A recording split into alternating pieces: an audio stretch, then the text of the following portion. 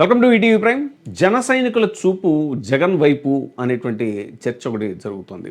జనసేన మనకి తెలుసు, party it self in the first place. అది పవన్ కళ్యాణ్ గారి గ్లామర్ తోటి, పవన్ కళ్యాణ్ గారి సినిమా వీరాభిమానులు ఎవరైతే ఉన్నారో వాళ్ళు ఆ పార్టీని ఓన్ చేసుకోవడం జరిగింది. మెల్లిమెల్లిగా అంటే క్షేత్రస్థాయిలో అయితే కొంత పరిస్థితుల దృష్ట్యా కొన్ని సామాజిక వర్గాలు కూడా దాన్ని ఓన్ చేసుకోవటం, అలాగా పార్టీ అనేటువంటిది మెల్లిమెల్లిగా ఇప్పుడు 6% ఓటింగ్ స్థాయి నుంచి అలాగా చాలా తక్కువ పర్సంటేజ్ నుంచి ఇప్పుడు కొంత పార్టీ ఊపందుకున్నమాట నిజమే.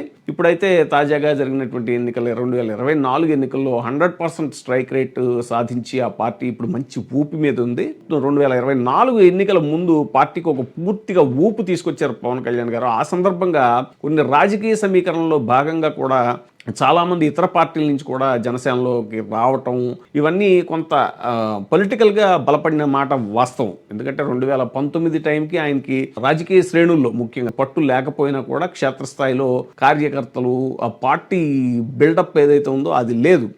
క్షేత్రస్థాయిలో పార్టీ యొక్క నిర్మాణం పటిష్టంగా లేకపోయినా కూడా 2024 వచ్చేసరికి కొంత సమీకరణాలు, రకరకాల సమీకరణలు, టీడీపీలో చోటు దక్కని వారైతే కావచ్చు, వైసీపీలో చోటు దక్కని వారైతే కావచ్చు, జనసేనలోకి వచ్చారు చాలామంది.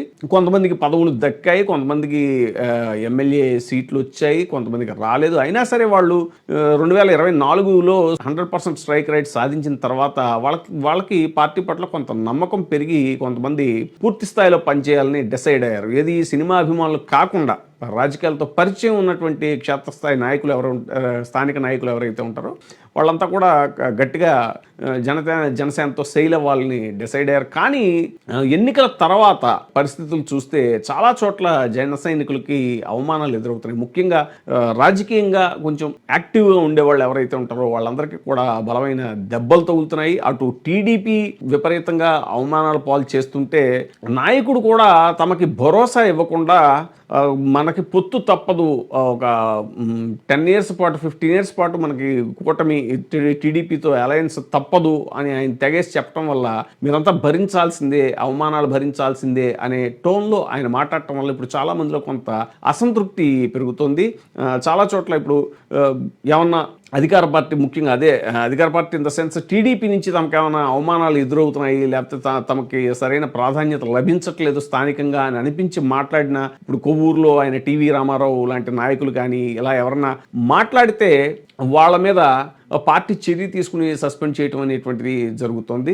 అక్కడ కిరణ్ రాయల్ విషయంలో కూడా తిరుపతిలో అక్కడ అదంతా కూడా అప్పుడు జరిగిన సంఘటన అంతా కూడా ప్రస్తుతానికి దాంట్లో అతని ఇన్వాల్వ్మెంట్ ఉంది. అవన్నీ వీడియోలు ఆడియోలు అన్నీ బయటకు వచ్చినా కూడా కొంత స్థానికంగా టీడీపీ వాళ్లే అతన్ని అటాక్ చేశారు. టీడీపీ వాళ్లే అతన్ని అక్కడ జనసేన పార్టీని ఎదగనీయకుండా కిరణ్ రాయల్ ప్రాధాన్యత తగ్గించడానికి అతన్ని ఆ కేసులో ఇరికించారు అనేటువంటి మహిళ యొక్క దీంట్లో ఇరికించారు అనేటువంటి దానికి అదొక ఇది. తర్వాత కాళహస్తి సంఘటన తీసుకుంటే వినుత కోట, ఆవిడ చాలా యాక్టివ్గా జనసేనలో ఎదుగుతున్న టైంలో టీడీపీకి సంబంధించినటువంటి బొజ్జల సుధీర్ రెడ్డి ఆయన తనకి ఎక్కడ ఆమె కాంపిటీషన్ అయిపోతుందో, భవిష్యత్తులో తనకి మళ్ళీ టికెట్ రాకుండా పోతుందో అనేటువంటి ఇదితోటి ఆమెను ఎలాగైనా సరే వీక్ చేయాలి అని చెప్పేసి ఒక డ్రైవర్, ఆమెకు సంబంధించిన ఆమె డ్రైవర్ని అతనితోటి వీడియోలు అవి వాళ్ళ తాలూకు పర్సనల్ వీడియోలు అవన్నీ కూడా షూట్ చేయించి చేసే ప్రాసెస్లో జరిగినటువంటి వాళ్ళు ఇంకా అసంతృప్తికి లోనయ్యి వాళ్ళ అసహనంతో అతన్ని ఆ డ్రైవర్ని హత్య చేసేదాకా ఆ ఉదంతం వెళ్ళటం, ఎలాగంటే ఒక ట్రాప్ వేసి అక్కడ కోట వింతని వీక్ చేయాలి, బలహీనపరచాలి అని చేసే ప్రయత్నంలో భాగంగా అక్కడ ఆమె కానీ ఇలా చాలా చోట్ల స్థానికంగా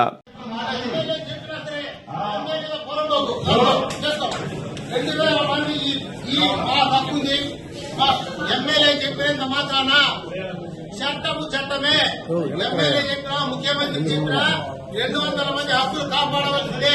ప్రతి ఒక్కడికి అది వాడి హక్కు, వాడి ఆధ్యాత్మిక, వాడు ఎవడు ఈ గీతగాడు ఎవడు కూడా టీడీపీ నాయకుల యొక్క రాజకీయ వ్యూహాలతో చాలా ఉక్కిరిబిక్కిరైపోతున్నటువంటి జనసేన నాయకులు ఇప్పుడు అసలు అధికారం ఉండి మాత్రం ఏంటి ప్రయోజనం, మనకి మన నాయకుడే మనకి సపోర్ట్గా ఉండట్లేదు, మనకి క్షేత్రస్థాయిలో మనతోటే కదా ఇంత కూటమి అధికారంలోకి రాగలిగింది, మన స్ట్రైక్ రేట్ లేకపోయినా లేదంటే మన సపోర్ట్ లేకపోయినా టీడీపీ గెలిచేటువంటి ఛాన్స్ ఉంటుందా, మరి ఎందుకు మనకి ప్రాధాన్యత ఇవ్వట్లేదు అని వాళ్ళు చాలా నలిగిపోతున్నారు. ఈ సందర్భంగా వాళ్ళు ఏంటంటే ప్రతిపక్షంలో ఉన్నా సరే జగన్మోహన్ రెడ్డి గారి దగ్గర అయితే మనకు ముందు సపోర్ట్ ఉంటుంది, పార్టీ సపోర్ట్ ఉంటుంది అనేటువంటిది. ఎందుకంటే ఇప్పుడు ఆయన చూస్తున్నాం మనం, ఎక్కడ కార్యకర్తల మీద ఏం జరిగినా కూడా అటు లీగల్గా ఫైట్ చేయటం కానీ, వాళ్ళ గురించి ఎంతోమంది సోషల్ మీడియా కార్యకర్తల మీద అలాగే నాయకుల మీద ఈ లిక్కర్ కేసుకు సంబంధించి కానీ ఎన్నో కేసులు పెట్టారు. అయినా సరే పార్టీ వాళ్ళకి సపోర్ట్గా ఉంటుంది.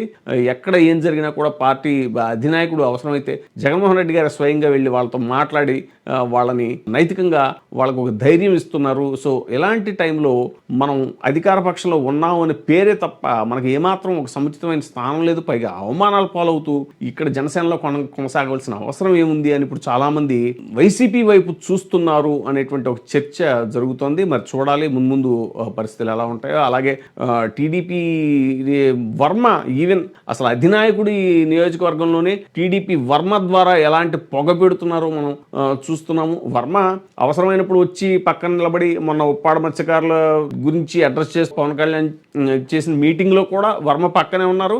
అయినా సరే ఒక కోల్డ్ వార్ జరుగుతోంది. వర్మ అవసరమైనప్పుడల్లా కూడా తన యొక్క అస్తిత్వాన్ని, తన యొక్క స్వతంత్రతని ప్రకటించుకునే ప్రయత్నం చేస్తున్నారు. ఇక్కడ టీడీపీ ఉనికి ఉంది, పూర్తిగా మేమేమి ఇది జనసేనకి కొత్తగా రాసిచ్చేయలేదు పిఠాపురం, ఇది మా కనుసన్నల్లోనే ఉంది ఇంకా అని వర్మ తన ప్రాధాన్యతను ఎప్పటికప్పుడు చెప్పకనే చెబుతూ అలా కూడా ఉక్కిరి బిక్కిరి చేస్తున్నారు. దానివల్ల ఏంటంటే ఇప్పుడు అధినేతగా పవన్ కళ్యాణ్ గారు ఆయనకి డైరెక్ట్గా చంద్రబాబు నాయుడు గారితో ఇది ఉంది కాబట్టి ఆయనకేమి ఎఫెక్ట్ పడకపోవచ్చు. అలాగే నెక్స్ట్ లెవెల్ లీడర్ కాబట్టి నాగబాబు గారికి ఏమి ఎఫెక్ట్ పడకపోవచ్చు. కానీ ఆ తర్వాత శ్రేణి లీడర్, ద్వితీయ శ్రేణి లీడర్స్ ఎవరైతే ఉంటారో జనసేనలో, వారికి ఆ ప్రాంతంలో వర్మ వల్ల అనేక అవమానాలు ఆల్రెడీ జరిగాయి. దాన్ని చల్లార్చడం కోసం నాగబాబు గారు అప్పుడు ఆవిర్భావ సభలో కూడా పవన్ కళ్యాణ్ గెలిపించింది మేమే అని అనుకుంటే అది వాళ్ళ కర్మ అని చెప్పడం కూడా మనం చూసాము. ఇలాంటి ఎన్నో రకరకాల పరిస్థితులు, ఈక్వేషన్స్ చూస్తుంటే స్థానిక నాయకత్వం ఏదైతే ఉంటుందో జనసేనలో వాళ్ళందరూ కూడా టీడీపీ చేతిలో ఉక్కిరి బిక్కిరి అవుతున్నారు, అవమానాలకు గురవుతున్నారు. కాబట్టి ఇలా అణిగిమణిగి ఉండాల్సిన అవసరం ఏంటి? మనం అవసరమైతే వైసీపీలోకి వెళ్ళి పార్టీ సపోర్ట్ తోటి కాలు రగరేసుకుని ఉండొచ్చు కదా అనేటువంటి ఒక ధోరణి వస్తోంది.